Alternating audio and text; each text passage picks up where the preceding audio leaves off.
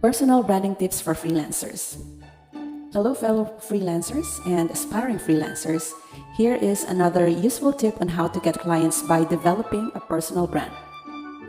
What is personal branding? Personal branding is the process of creating an identity around yourself. Normally, this includes creating branding elements such as business cards, portfolios, invoices, and documents with your own unique designs. However, it's a bit different for freelancers who work online. When it comes to personal branding, for freelancers, you need to think about your online presence and how to leverage it to promote yourself and your services. So, why personal branding is important? People's attention spans are getting shorter by the minute, so it's more important than ever to make good impression. And the best way to do this is by making a brand identity that is strong and easy to remember. As a freelancer, you are constantly promoting yourself on social media, freelance marketplaces, and job boards to find work. So you need to establish your own online presence as a professional. Here's what you should do to get started. Create a brand name and a matching brand persona. Creating a brand identity might help to separate the real you from the professional you. Some people think this is a good thing. Use your own name and personality as your trademark. Using your own name is the easiest, as you're creating a brand around yourself. If you choose this option, you need to understand that everything you do will be linked to your professional persona. Choose a great avatar. Being easily identifiable is an essential part of your branding strategy. This applies whether you're a brand name or your own. The most important thing here is to choose an avatar and use it consistently on all your channels. You have two choices. Use a photo of yourself.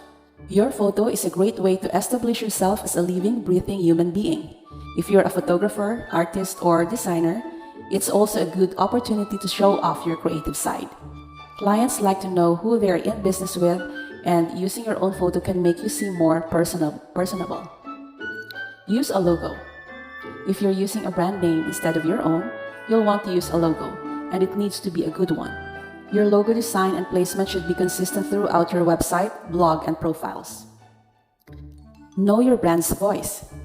This is where it can go all wrong for freelancers. Some freelancers mistakenly modify their brand message depending on their audience. For example, a freelancer may be very professional and serious on their website, then adopt a playful and cheeky tone on Twitter. Are you speaking as you or as your brand? What's the difference? Are you adjusting your message depending on who you're speaking to? This approach is ultimately ineffective and confusing for clients. To maintain a strong brand, you must be consistent in presenting it. Perfect your bio. Have you ever noticed how difficult it is to write your own bio? Even if you're a writer, trying to get it right can be really frustrating. Too modest and you won't get noticed. Too salesy and you turn off people. However, perfecting your bio is essential if you want to brand your freelance business and get noticed. With millions of freelancers available to hire, employers may only glance at the first line of your bio for a few seconds. So these are the things you will need. Branding for freelancers can be very tough but essential. Branding your freelance business isn't always easy. We're often too busy working for clients that we forget to work on our own branding. By fostering a strong brand, you'll build a loyal following, improve your searchability, and gain more repeat business. Even the most successful freelancers care about branding. So if you're serious about freelancing as a career, just stay tuned for more tips. Bye-bye.